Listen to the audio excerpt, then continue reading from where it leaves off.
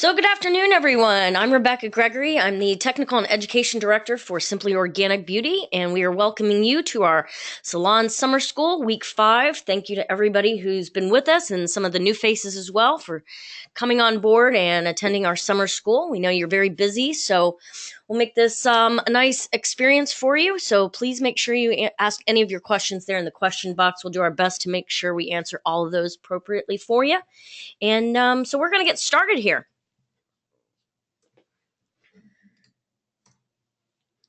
So I've got Ashley Mooney with me as well. She's our Vice President of Marketing. And so she's got a lot of really great ideas as far as hiring, recruiting, and really getting that top talent. So we are on this together with you for the next few more weeks. So any of those that you have not gotten a chance to be with us on, of course, she did mention that we could send you the link and you can attend any of those others or just review them if that's something you'd like to do as well to get some of that good information going.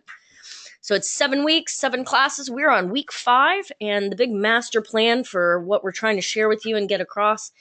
As you well know, we've played the pioneers in revolutionizing the beauty industry, and we're just really here to serve you and help you to shape your salon business and really help give you some game-changing ideas and share our products and all of that with you. So we're really here to elevate, change your career. That's our dedication and our path for you. So we're here to just add some more information. So let's review what the master plan really looks like. We're here to help you increase your number of clients, maybe attract new clients, as well as going ahead and increasing those clients with some social media ideas, increase your average transactions, and really boost that client value for you. We're going to talk about retail, service sales, helping you increase your average transaction ticket, helping increase your purchases frequency, the incentives for more repeat clientele, repeat purchases for your retail area as well as increasing all of that purchase frequency. So we've covered some of these ideas. Like I said, if you ever want to review them, we've got the links for you. We're here to help you increase your business efficiency as well, so you're really working smarter, not harder. And now we're going to talk about hiring and training that golden team. So you ready? Here we go.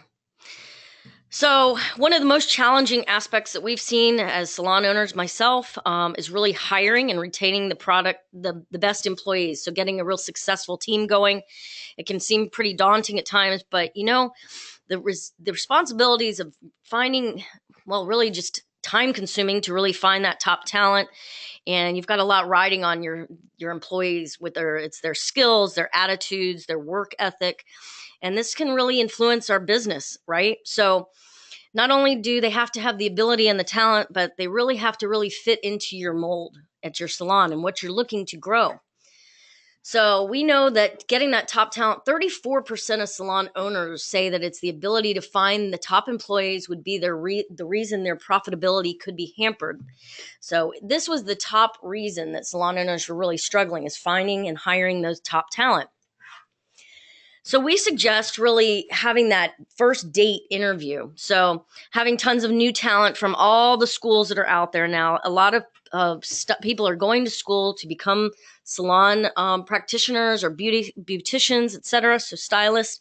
And so what that does to the market is really offer more job vacancies. So it can make it really tough to attract that top talent. So we're going to talk about really figuring out on that first date or that interview what to get out of it. So my suggestion is you ask situational questions. So, maybe how was it difficult when you worked for a manager, or get them to share some of experiences with you, whether they've been in the industry a long time, whether they're new talent, but have them maybe describe a situation when you've come onto a new team or into a new working environment and how they handled themselves.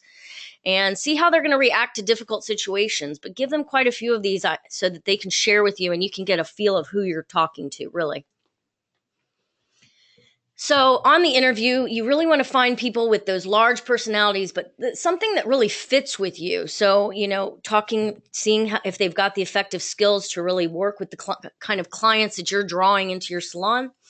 Look at their nonverbal, their verbal communication, because as stylists, we all well know that we are in contact with people. So we're in the friendly kind of business. So really seeing how they listen, what their negotiation ideas are, if they're good at problem solving, and how they assert themselves in that interview. So obviously the top thing for me when I'm hiring and trying to retain top talent is really making sure that they fit into my culture at my salon or fit into the mission that I want. And what's their work ethic like? Does it fit into my mold of my salon? So being really clear what your mission is, because as an owner, whatever that mission is, you want to make sure that they're going to take the steps to really fit into that salon atmosphere that you've created. So, this salon is our baby. We're really trying to get someone that's going to nurture that child with us, right? So you really want to evaluate the type of people that are going to make your salon successful and keep it flowing that way. So for example, I have a salon that's a holistic wellness spa.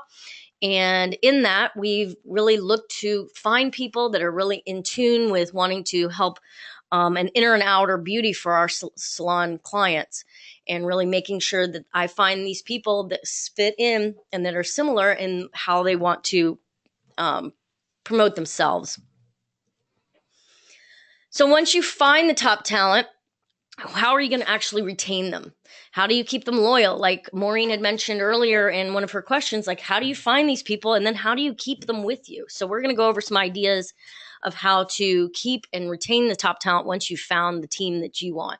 So your team is not a staff. It's really a family, at least in my environment. That's what I'm looking for.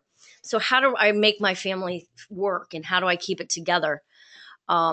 So here's a good quote for train them so well that they can leave you. However, treat them so well that they won't.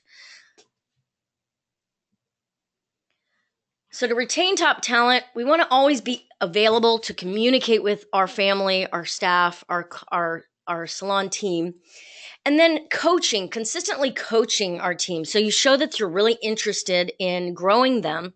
And it's sort of hard to leave somebody that really nurtured you in your salon work environment. But in that coaching, you want to make sure that you've established like clear performance metrics and make sure that they're accountable for delivering those. So if you meet quarterly to make sure that they're journaling or logging what they've done, go over how many referrals, give them ideas of how to make new referrals happen so that they can build obviously a busy stylist is a happy stylist, and showing them what it means as far as the metrics. So how many referrals will it take to get them to reach their goals? When I have meetings with my staff, when we are coaching, it's a great time to sit and talk to them on a personal basis about what they ultimately want to see. Is it maybe they want to buy a new car in the next year? Is it that they want to move out of their parents' house? Or do they want to start a family? So what are their true goals? And then helping them see the path and give them a clear understanding of what it's going to take to get there. So you're going to need to have this many referrals this quarter, and they need to be rebooked, and how to plot that path. So as you well know, it's great to have boundaries. Like we all like that free flow kind of atmosphere, but at the same time, we want to know that we're hitting our goals, and what does that mean to us? So you want to leverage their performance reviews to really gain insight and give your staff goals and aspirations to work towards. From there, you can then create these growth opportunities. So let's say that quarter, she actually hit all of her referral rebookings and her retail sales. And now what's that mean? So are you going to give them a raise in their commission percentage, or are you going to give them a gift card for their favorites, store to go to, or what is it for growth opportunities? Giving them positive feedback and actually benchmarking some of these goals with them so that they know that now that I reach these goals, this is really what how close I am to my ultimate goal, maybe of buying that car. You want to give them positive feedback and always share with them some ideas that you want them to help grow your business, because it's ultimately growing theirs. Then give them really spending time with new hires. So what I mean by that is really sit with them and be in their shoes. So not just, oh, they're hired and you expect them just to, kind of know what to do. Really spend time with them so that they feel kind of like a value, and they'll be loyal to you that way too. Always be clear on all your company policies. It's nothing like not knowing something and starting a new job, a career, or getting in your career path and not having a clue what the policies are, procedures, or they change on you. So be real consistent with this. Go over a handbook with them. Have a handbook, because everyone wants to know the expectations and what their boundaries are, what their goals are, and how they can grow in that business with you. So in that employee handbook, I always say, be clear with your expectations. Go over how you expect the phone to be answered, how to book clients in case they need to. If you don't have a receptionist or something, have them know all of the inner and outer workings of your salon. So explain to them how you want guests to be greeted, for example. I always have my staff learn to right away do all of the top things, like how to do all of these things, but then also how to give a tour of your space so that they're able to walk a new guest or someone that just came in to visit a tour of the space so that they know of all of the additional services that you're offering.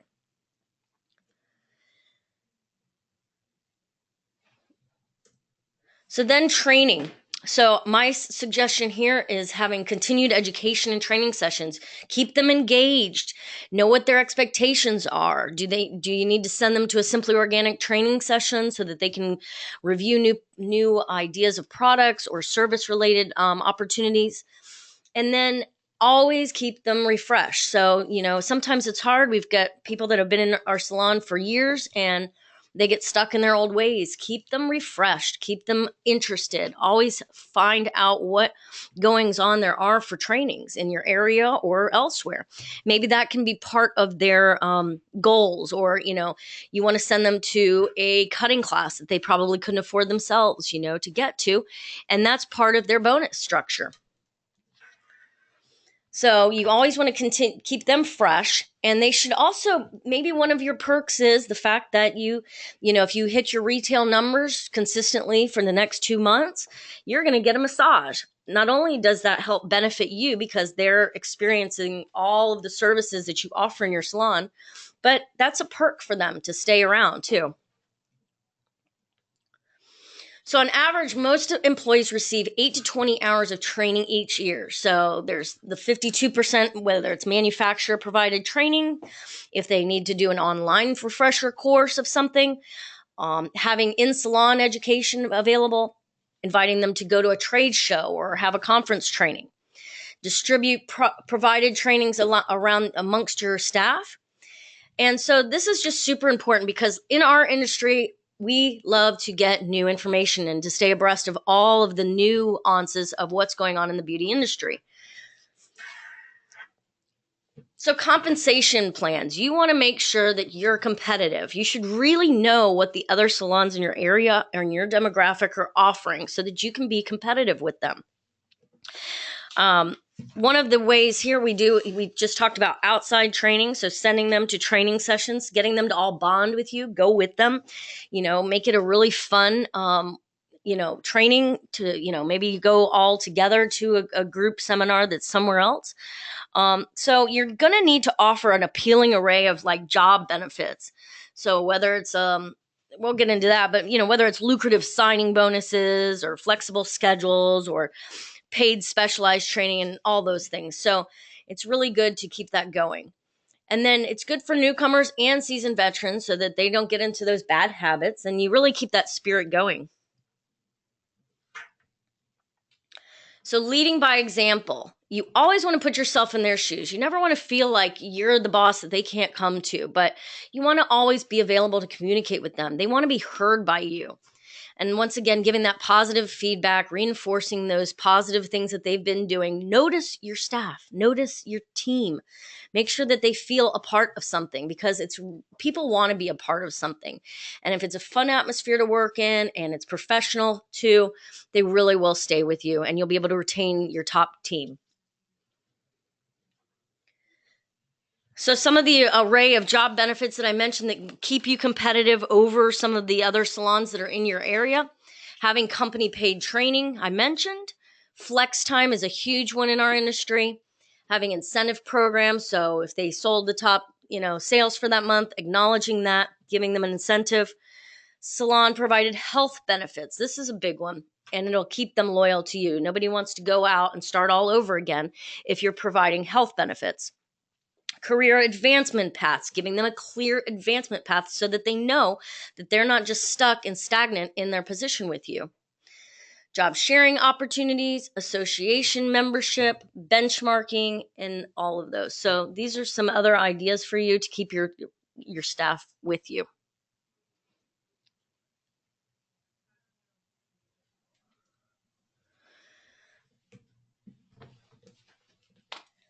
So before we break into our next topic, I wanted to share with you really quickly the number one reason why people quit their jobs.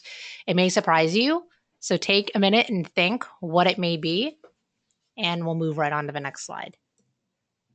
So the number one reason why people left their current job is they didn't like their work culture. This is one of the latest employment studies done from Glassdoor, which is one of the bigger hiring platforms out there today. And so it's not pay, it's not benefits, it's not what you thought it was. So work culture. So we're going to break really quickly into salon culture and how you cultivate a team and a business that is the perfect fit for you and what you're trying to do. Because honestly, as a small business owner, it's very hard not to take things personally when people leave because your business is an extension of who you are. So I'm going to let Rebecca break into salon culture and how we really create this nurturing environment that keeps people for a long time. So you really want to make a nice, comfortable home environment. You still want to be professional, of course, but an environment that people really love to be in, all the way from the amenities there to having a nice, calming atmosphere. Really educating your clients, being engaged in your career path. The environment that we are working in, we're sometimes in over 8 hours a day. So you want to make sure that it's a beautiful space, that you're really investing in where the area that they're coming to, having loyalty programs and things like that so that their clients really want to stay with your salon as well, so that they're not just eager to jump to a new environment because you haven't established a beautiful environment for your staff to work in. I know with my first salon, there were about 7 of us. And I'll tell you what, we would work 8 to 12 hours a day together. But at the end of the day, we would all look at each other. We'd sit down together and just kind of brief how the day went because it just flew by, because it was a fun atmosphere to be in. It was a beautiful space. And it just seemed like after those 8 to 12 hours a day, nobody wanted to go home. We were constantly, our families were entwined. We did things with each other's kids, but we just never seemed to want to leave. So that environment was something that we were really connected to, and we really enjoyed being with each other. And we were loyal to that salon for many, many years. So we were all part of the same team in that environment. So investing in your work culture, really making that statement of what kind of environment you want. So for example, my holistic spa, we like to have a waterfall going, a nice water feature. We've got the aromatherapy going on in our diffusers. But this is the vision that we set out for. We really wanted to make it a place where people could be calm, get away from their work day or their hectic family life. And once we knew our purpose, we created the vision and the values around it. And we are certain that when they come into our spa, that they leave with that same wow factor. And the same thing for your staff. We talked about loyalty last week with our guests and our clients coming to us, but that work culture is just as important for your team. So really having systems in place. It's a huge, important thing for me to keep consistent. So what I mean by this, having systems in place, your team wants to be and as well as your clientele, they want to know that when they come there, they're getting the same consistent treatment every time. Your staff wants to know what systems are in place. So whether it's every time a new guest comes in, you give them a tour, You make sure to help one another out, and your systems with your computer or booking system or whatever, you know how many Instagram posts you are expected to make, but having all of those systems in place so that someone else can come in and help and you can all be a part of a team. So everybody wants to thrive. So in that, if everyone's thriving, there's no reason that they would want to leave. Right, absolutely, Rebecca. And she touched on a lot today how it's important that you keep a growth path for each individual employee. As a salon owner, and having a bunch of different team members, everyone's goals for their life or their career are going to vary. So having them on a path that you can continually check in and measure with them is so very important to your people wanting to stay with you because they feel like you are invested in them. So, yeah, so I think it's super important to kind of cultivate a thriving environment. And I think that really goes with goal setting, like Rebecca said, having systems and expectations in place so people kind of know how to measure their success and how to measure their performance. And then she was talking a lot about ambiance, and it's not just about what we bring to our clients, but it starts internally, right? It's what we instill in the minds of our employees and in your staff and anyone that works at your company. So this all starts from within, and any sort of perceived weakness or friction, I mean, there's always going to be maybe a little bit of friction at work. It just happens between coworkers, but it's super important to have structure and systems in place to deal with these confrontations because we're in a very human based business and people can sense right away when someone's unhappy in their job, and it's going to trickle down into your clients' appointments, and they're not going to want to come back, or they're going to have a bad taste in their mouth, or like that person didn't do well on my hair because they were clearly in a bad mood. I'm never going back and I'm going to tell everyone else not to. So that's why I think keeping it tight knit and close to your chest is so important. And to say that it's not to scare you, you know, everyone has bad days, but again, setting goals and having systems in place is going to be the best way you keep people in check so they have a good idea of what they're supposed to be doing. And if things aren't going right, I mean, firing people has got to be probably the worst things in life. Like it's easy to hire people, right? But it's even worse to fire them when things aren't working out. So, and it's very hard when you're an kind of emotional based business like hairdressing, where people, the last thing you want to do is send someone home crying. But it's important to keep strength during those times and to understand that letting someone go that may be, like, for lack of a better term, cancerous to your salon culture, like, know that it could spread quickly. So it's important to just sever ties as soon as you see that there's not a path out. And that's not to say don't give these people chances or create a plan for them to improve their performance or their attitude or whatever their downfall may be.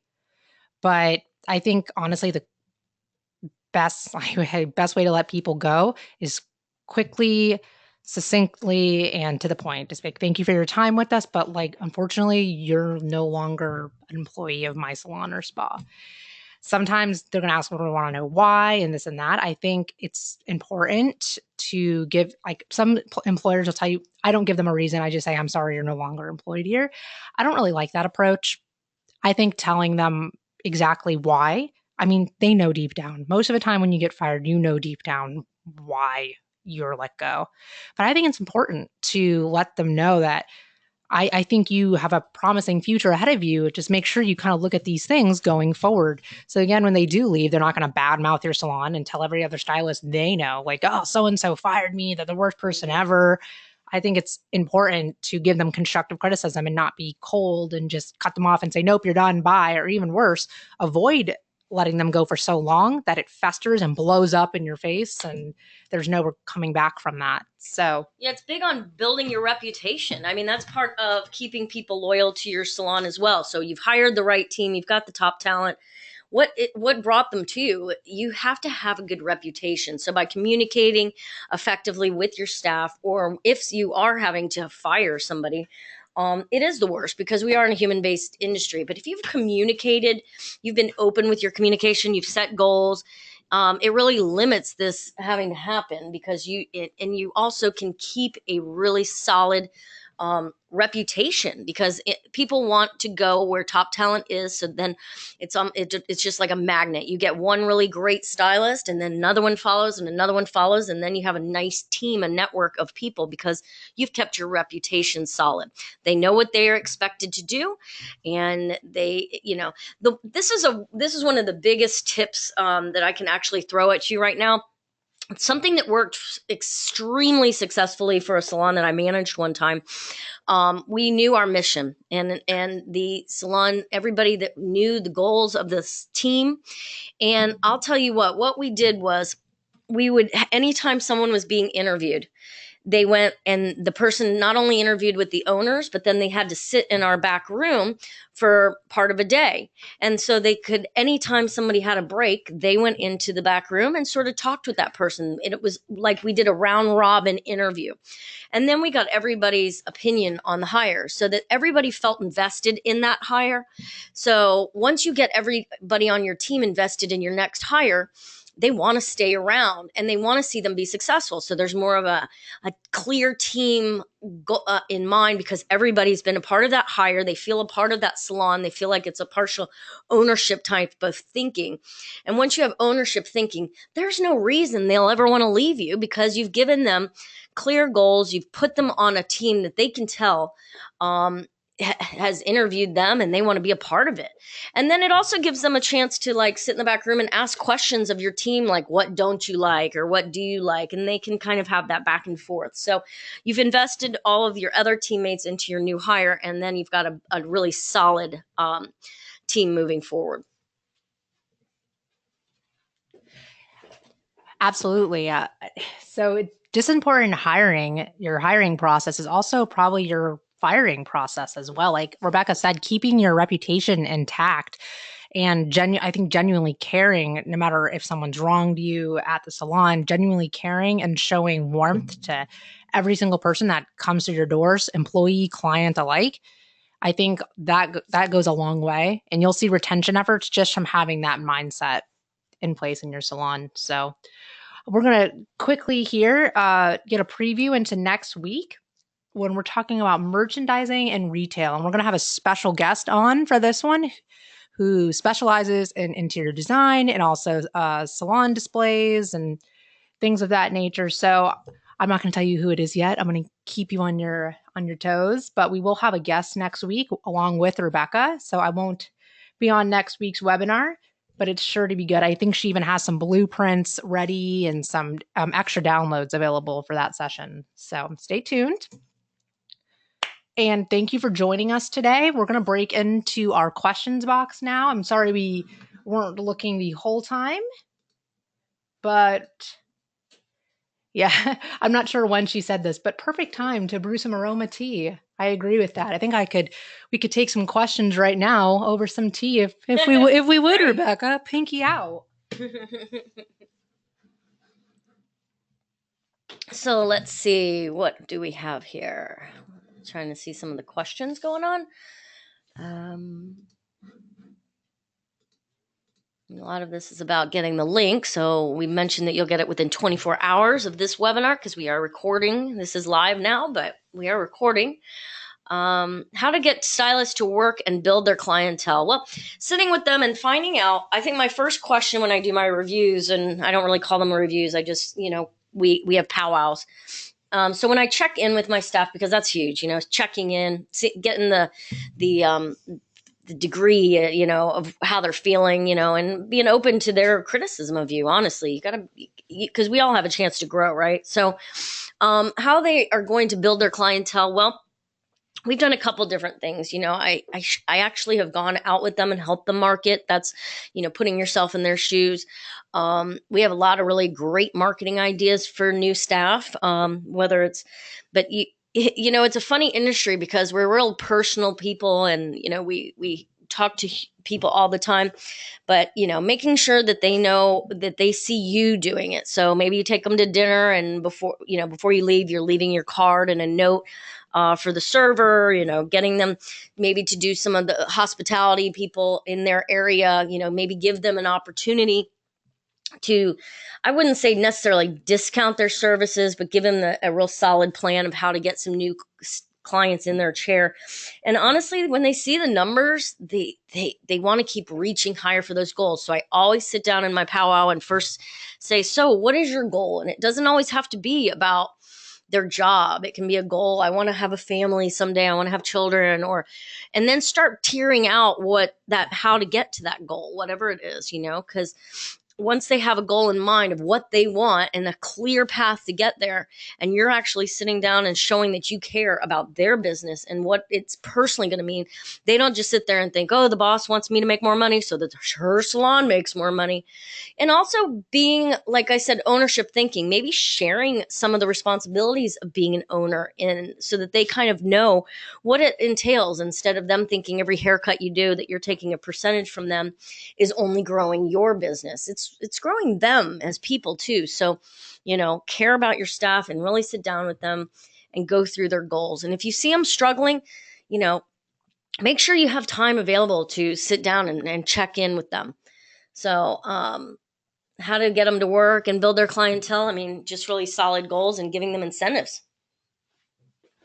Absolutely. And I think it's important also in the very beginning, because I think most people, if they're not happy or they're not doing well within the first 30 days of their employment, they will quit because they're just, and it may not be a reflection of you, but of themselves.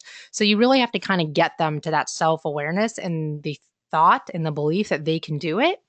So that's having maybe mentorship hours at your salon. I understand salon owners, you can always be there to nurture and hatch every little egg that you bring in, but have some of your senior staff, like, have mentor hours, like, set aside 1 to 2 nights a month where junior stylists and senior stylists can have a powwow talking about, it could be anything, right? Techniques or how they get new clients. But I think having senior leadership, if you have enough staff on your team, is important to growing them, because then again, it's a family like atmosphere, right? So not only are they loyal to you and your business, but they're loyal to the family. Yeah. There's a real power in goal setting too. So, making them feel empowered for their own goals, setting those goals with them so that they know how to achieve their goals. There's a real power to really measuring, what they actually treasure, really. How often do you recommend one-on-one? Every other month, I would say, but at least quarterly. And the reason I say quarterly is pretty ideal, because you actually have something to measure, because they've had rebooks by then. They've had an opportunity to grow their retail. But, when you have a new hire, you definitely want to do it every 30 days. And then you can start doing it more quarterly, because they're going to need ideas of how to market in your area. And really staying abreast of all of the nuances of, like, what's going on out there and what new businesses are coming in. Be the first to all those new business things. We actually paid for a couple of ours to join some networking meetings, and that really worked out well. I had a junior stylist literally build her business to where she was booked solid within the first year or so, and she just was making almost 6 figures right out the gate. And it wasn't that she was so talented, which she was. She picked up on all of the networking opportunities that we shared with her. We paid her way to do that, and then we found that just paying that hefty fee out in the front for her really gave back to us. We had a loyal employee as well. So where do you place recruiting ads for the best response? Oh, thank you. That's absolutely something I did want to touch on. First off, new talent, obviously, you can go and find at the schools. So you want to make sure you have a connection with all the schools in your area. And also, when you're doing that recruiting, one of the best ideas I've seen work out for a salon that we have out in California, she goes and offers her training. So she'll go into one of the schools right at the end when they're having like guest appearances, and she'll go in and be a guest speaker. And so now she's not only touched the new staff, the new people that are coming out into our industry, but they know her. So when they're done with school, they're going to go to her first, because they remember her. She inspired them when she was a guest speaker. I usually try to speak at all of the class graduations. So I've done that quite successfully, and I found top talent. Be friends with some of the teachers, at these schools, and have them tell you who they're noticing is really top talent and who they think might fit. You can actually take some of those educators that are in our school systems now and invite them to your salon for a free service. Give them a blowout or a massage or a facial. It really will pay you back, because now you've got recruiters on the inside working for you. Yeah, I think you can't underestimate how important it is to have a relationship with your local cosmetology schools, and even no matter how far away they are, because who knows how far that person's traveling to go to cosmetology school every day. So you can't assume if it's 30 minutes away, 40 minutes away, that it's beyond your reach. So I think another effective thing to do, it's kind of more grassroots, organic type networking to get new stylists in your door. But have you ever checked meetup.com or other meetup, like local meetup sites, and for hair professionals, hairstylists? I know one salon owner in Denver, she does a salon owners roundtable. I know Denver is kind of a bigger city, but I still think this can be replicated in smaller areas. And I believe it's every month or so. She organizes a networking event for beauty professionals, not just hairstylists, but massage therapists and anyone who's kind of in her realm. And I think they did like a bar crawl one time. And if that's not your scene, like maybe you guys could do a yoga day or whatever networking event you could possibly doing. Maybe it's a community project, something that you all come together for your community. So I think that's extremely, extremely important. And then those are also long-term relationships, right? And then when a new hairstylist moves to the area, maybe doesn't know anyone, doesn't have a book, but I'm sure they're ready to start. So when they seek out these networking groups on Facebook, on meetup.com, yeah, I would start there, Facebook and meetup.com. I think it's really important. And then don't forget about your social media sites, everyone, either. So week 3 was social media, and I talked about using salon specific and location specific hashtags. Well, if someone's moving to a new area, which I don't know if you know this, but one of the top 5 reasons people leave their jobs is not personal at all. They just move. They have to move for family reasons. They have to move for money reasons. I have no idea. Or they're just, maybe it's not their job, but they just can't stand where they are for their own reasons. So keeping up with your social media presence, like one girl who used to work for Rebecca actually moved across the country after finding her salon, saw what their mission, because this was obviously seen across their website and their social media channels and the products they used. And she packed up her bags within 3 weeks, moved to the area, didn't even think she was going to get a job at Rebecca's salon, and she did, because that's how much her salon culture spoke to her just over the web. So don't think people won't just come to you if there's something you're offering is really, really great and it looks like you're going to be able to grow them in their career paths. So I talked about the type of content you need to create are those salon culture photos. And this is exactly for this reason. Not only does it show your clients that you have fun and that you're a great business and people love to work for you, but it helps you attract new talent organically. Yep. So don't underestimate those things. And I'll please always show your beautiful work and your beautiful hair, but people become invested in your story, in your own culture. So don't forget to use your social media channels as well. Linda then asked, how often do you have team powwows? Rebecca, I think that was a question for you. Yeah, I like to actually not only do team powwows. I was doing them once a month. That seems to kind of be extensive at this point, because people are busy. They have lives, and that you expect them to spend a lot of time in your salon anyway working. So, if you can do them every other month, but definitely quarterly, because now you've had your quarterly meetings with your individuals. Now it's time to do a team one. And you know what?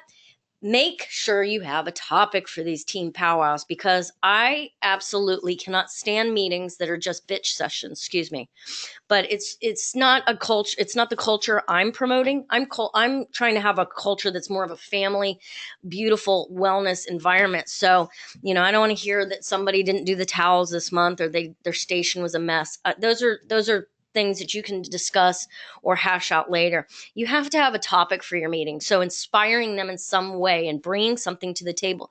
You can do a laundry list later. However, you want to keep them all informed. And you know what? Sometimes those powwows don't even have to be meetings.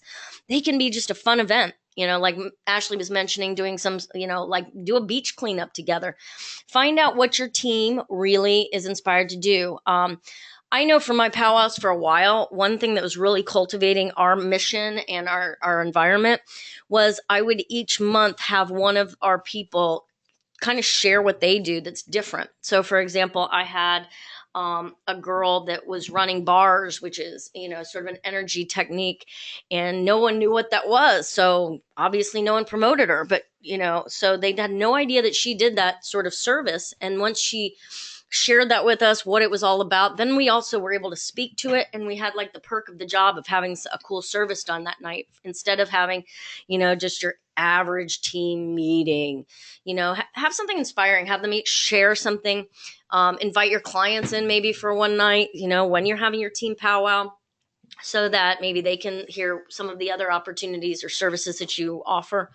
And for your junior staff, if they're not busy, maybe find something that you can promote them with. So this month, she's giving free brow waxes, and you're paying her an hourly rate or something for the time being, just to keep her satisfied. But have a cutoff, be clear with your expectations of when that cutoff would be, so you're growing them and offering some additional services, but really knowing what each person does on your team, because we can get going in a busy salon environment and not even know what Joe over here does. So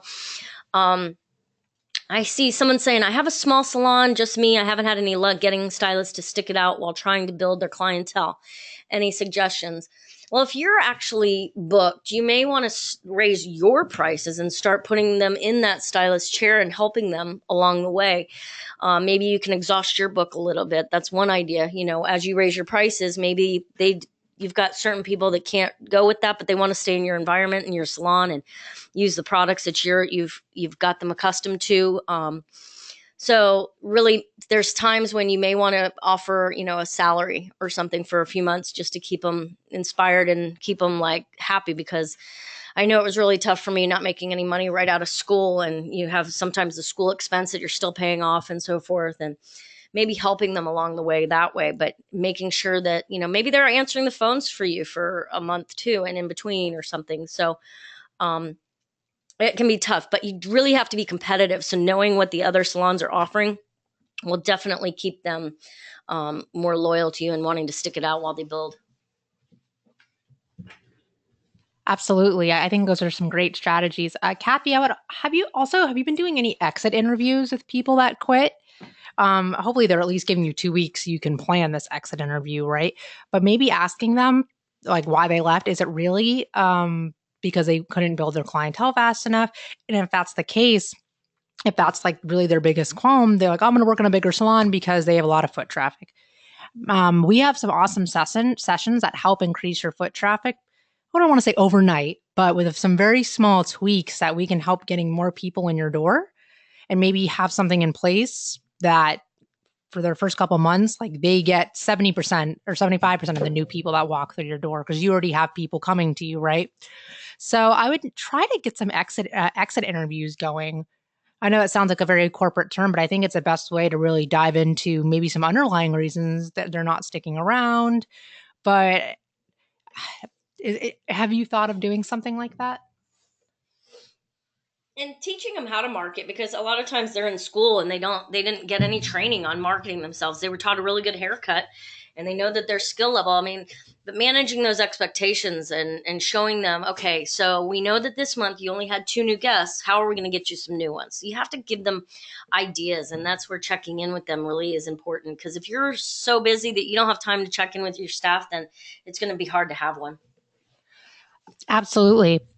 So I think one thing you should do, and like Rebecca said, she covered this in her training and just now, but have them start to market themselves. And I know maybe you don't have the time to teach them, but look for other resources. So we have the Salons Go Social Week 3 webinar that I would love for you to reference and also share with your team.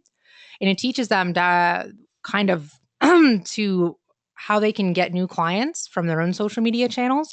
And I would just ask them, obviously, look at their profile for them and see if it's optimized in terms of okay, so they see this person's beautiful work. They're using the Atlanta hairstylist hashtag, but then in their profile, they don't show where you make an appointment. We have a small little point checklist that I have during that training that will show how to have the most effective social media profile, content, and hashtags to use. And I think if you're like, here's this free training on how to market and promote yourself, and it's not just to like bring you money, but it's also going to help them in their career. I think that also shows, wow, this person's a huge resource for me in my career. Oh, and they're going to help me meet clients and get more money and more satisfying career. So I think if you being their ultimate mentor and resource, just being in a one person salon and providing them with this type of free education, it's going to go a long way. We have a couple more questions here.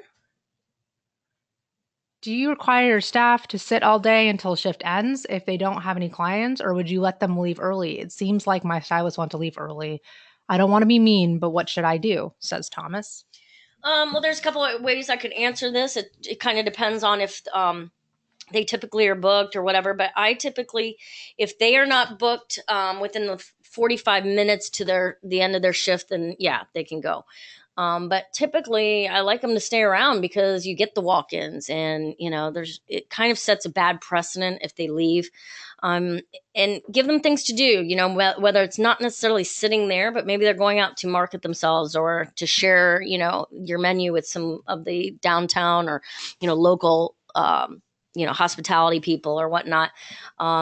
You could have them do some training. If it's a newer junior staff, I definitely would keep them there because they need to maybe help you with your clients or whatnot. But if you're talking about seasoned veterans, I typically have them stay until, like 45 minutes to the end of their shift, because if they have nothing by then, they can go home. I mean, Right, exactly. I think Rebecca made a good point. If they are a junior stylist, maybe that's a good time if they don't have any clients coming in. Like I said, make them watch a free training that now we have multiple ones, right? But it could be a haircutting class online. It could be anything. I mean, no, maybe it sounds terrible. Oh, they're making me do more work. But I mean, if they're getting paid hourly and if they're basically getting paid to sit there and train for free on this online system, I don't think that's asking too much. And as Rebecca said, if they're a senior stylist and they've kind of earned their keep, maybe letting them leave a little bit early after they've already done what they need to do for you at the salon. And also definitely keep track of that too, of kind of who's always itching to leave and get out the door, because there may be some underlying issues there. And like you said, maybe it's they need more clients, they need more things to do. I mean, like Rebecca said, I think it's important to cultivate a mindset of ownership. And if someone who just wants to leave early and doesn't care if there's a walk in or the potential walk in isn't really an ownership mindset, which I understand is sitting there not doing anything isn't fun either. But we all know there's always something you could be doing. Always. And it's not just doing things at your salon, but marketing or yeah, to help themselves. Like I said, have them do a free social media class. Have them like give them challenges and things to do. I'm sure you can think of things you wish you had the time to do. Well, why don't you assign it to one of them? So they're like, wow, I'm getting this opportunity to do a new task, do something new, and it seems rather important or more important than the usual tasks I do. Good employees will take ownership and they'll take a hold of that opportunity and wow you. The ones that don't care, well, you'll see right away they don't care. And maybe you have a percentage of times that they can do this, out of a month. You just definitely don't want to set a precedent. So you really want to have a clear expectation and rules or whatever you want to call it in place so that, maybe you can leave 3 times in the month, early if you don't have anything, blah, blah, blah. But as long as you have this already set out, then you won't run into challenges. It's when you have the wishy-washy rules and so-and-so can do it, but I can't, that kind of thing. So you just have to be clear. We have lost 2 schools in our area in the past couple years, so there are very few good stylists coming out of the schools. How do you entice established stylists to come work for you instead of booth rental? We already pay hold on. I have a feeling we pay really well already. And you're, yeah. So, seasoned stylists. Well, honestly, having a great reputation, and seeing that somebody's, I mean, for me, I was able to grab two of our seasoned stylists that already had a book. They left booth rental to come back to a commission based salon, and it was because of the product line I was using. So there's that. I cultivated this beautiful wellness spa. And people, they were like so enticed by wanting to have that exclusive product line that they came to me. So that was one way. um, it's a little bit tough. I mean, it's hard to steal people, but once again, it was my product line, it was my reputation, and the way I treated my staff. So I've had people come over from booth rental back to commission, and also a lot of them want benefits. So if you're offering something like Aflac is an easy one, and so forth, those are other ways you can start to get better stylists that are already seasoned a bit, I guess. Right. And, Maureen, I don't think you're alone in your struggles. There's been a lot of cosmetology schools closing down lately. It's kind of an epidemic. So I think now more than ever, like Rebecca said, a couple of those things you talked about, the exclusivity, the managing your reputation. And I know your salon. I know it has a great reputation. I know you use great products, but there's some of this is trial and error, right? Like Rebecca said, maybe you want to look into offering an Aflac plan. Maybe if it's not the compensation, like maybe it's the health benefits that will tip. And you just have to kind of, I know it's not fun to say, but crunch the numbers a little bit and see, well, if I cut back a little bit in compensation and but still am more than competitive in my area and can offer a supplemental insurance thing like Aflac and something that's not too expensive, maybe that will help me attract some new people that are specifically looking for benefits and not more pay. So it's kind of trial and error to see how you can get this fresh blood in your door, so to say.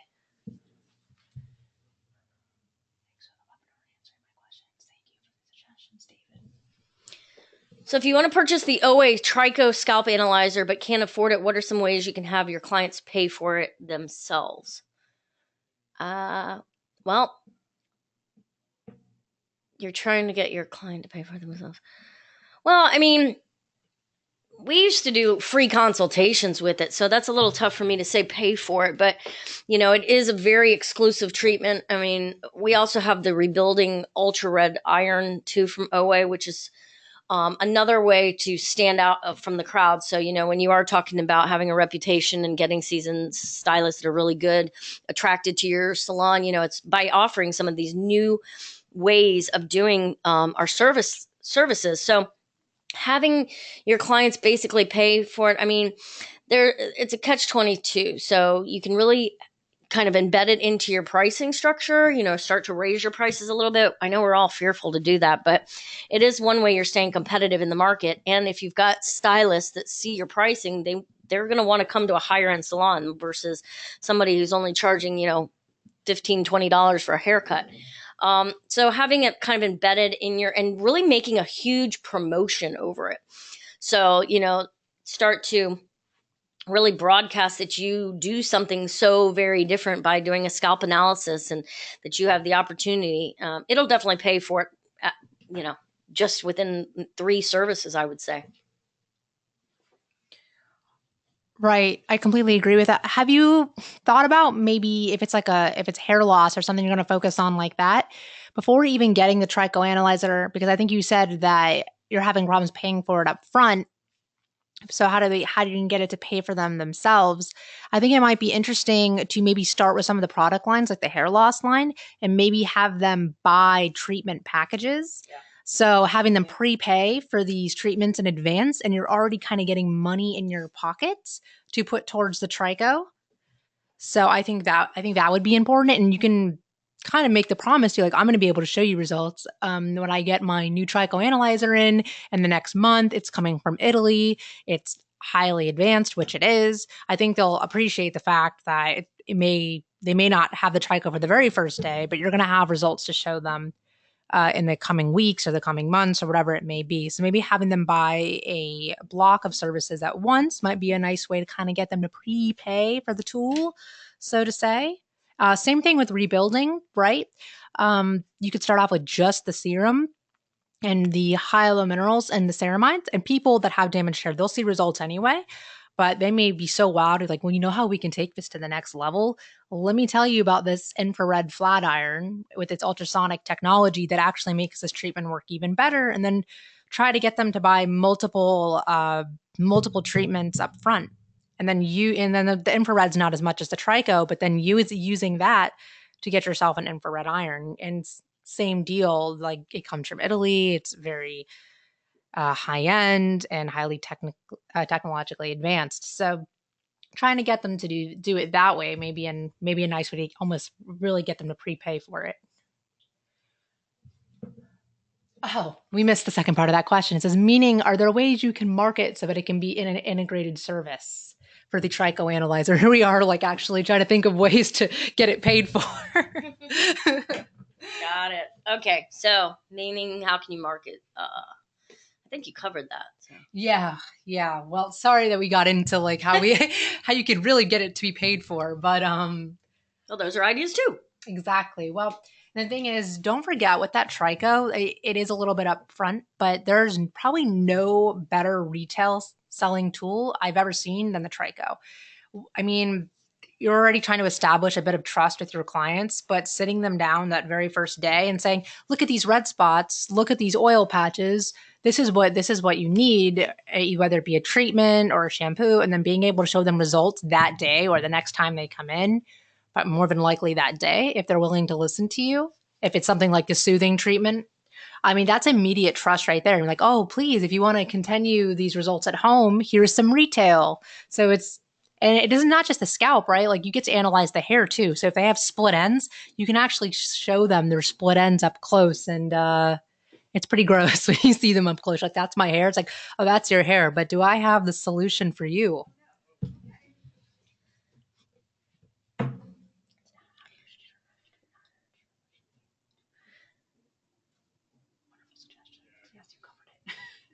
Okay.